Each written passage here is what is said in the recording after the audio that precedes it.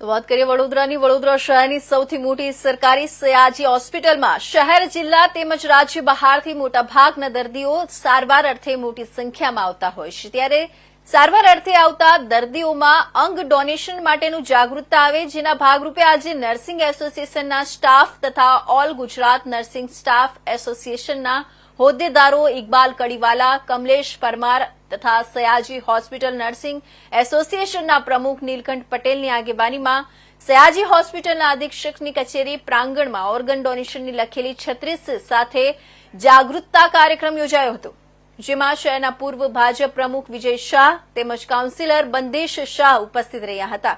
સાથે nursing staff પણ ઉપસ્થિત રહ્યા હતા.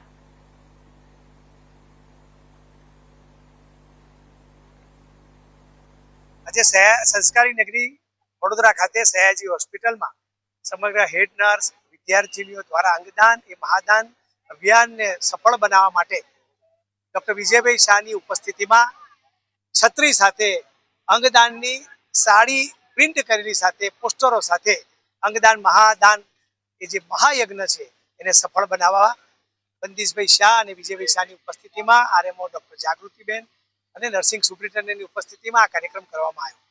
બ્રેન ડેથના કિસ્સામાં એનો પરિવાર જરૂર અંગદાન કરાવે અને બીજાના જીવનમાં રોશની લાવે એ માટે સૌને વિનંતી છે. દર્દીની સૌથી નજીક જો હોય તો એ સ્ટાફ નર્સ, હેડ નર્સ હોય છે. સમાજ, તબીબ અને દર્દી વચ્ચેની જો કડી હોય તો આ નર્સિંગ સ્ટાફ છે. નર્સિંગ સ્ટાફને છત્રી સાથે અંગદાન મહાદાનના સૂત્રોવાળી છત્રી સાથે આજે અભિયાનમાં જોડાવા માટે અમે આહવાન કર્યું છે. અમને વિશ્વાસ છે કે આ જનજાગૃતિ અભિયાન જન આંદોલનમાં પરિવર્તિત થશે અને જે લોકો વેટિંગમાં, જેને કિડનીની જરૂર છે, લીવરની જરૂર છે, હૃદયની જરૂર છે, એને ચોક્કસ એ અંગ પ્રાપ્ત થશે. ફરીથી અંગદાન મહાદાન યજ્ઞમાં સંસ્કારી નગરી વડોદરાના તમામ નગરજનો જોડાય એવી અપીલ કરું છું. ભારત માતા કી જય, વંદે માતરમ. ગુજરાતમાં આની ભેખની શરૂઆત કોઈ કરી હોય તો દિલીપભાઈ દેશમુખ દાદા કરી. એમને પોતે લીવરનું પ્રત્યારોપણ કર્યું. ત્યાર પછી એમને પહેલી વાર ખબર પડી કે લીવરનું પ્રત્યારોપણ કરવામાં કેટલી એમને મુશ્કેલી પડી. એમને નક્કી કર્યું કે જ્યારે સમગ્ર દેશમાં સૌથી વધારે રક્તદાન, સૌથી વધારે ચક્ષુદાન જો ગુજરાતમાં થતું હોય તો અંગદાનમાં ગુજરાત શાના માટે પાછળ રહેવું જોઈએ, અને માટે એમણે સમગ્ર રાજ્યમાં લોકો અંગદાન કરે, લોકોને પ્રેરણા મળે તે પ્રકારના કામોની શરૂઆત કરી. અને આજે આપણને કહેતા આનંદ થાય કે સમગ્ર દેશમાં બીજા નંબર પર અત્યારે ગુજરાત અંગદાનમાં અગ્રેસર રહ્યું છે. અને એનો સમગ્ર શ્રેય જો કોઈને ભાગે જાય તો દિલીપભાઈ દેશમુખ દાદા અને તેમની સમગ્ર ટીમને જાય છે. વડોદરાની એસએસજી હોસ્પિટલ, અહીંયાના જે બધા નર્સિંગના સ્ટાફના બહેનો છે, દર્દીને જ્યારે કોઈ પણ મુશ્કેલી પડે ત્યારે સૌથી નજીક જો દર્દીની કોઈ હોય તો નર્સિંગ સ્ટાફના બહેનો છે.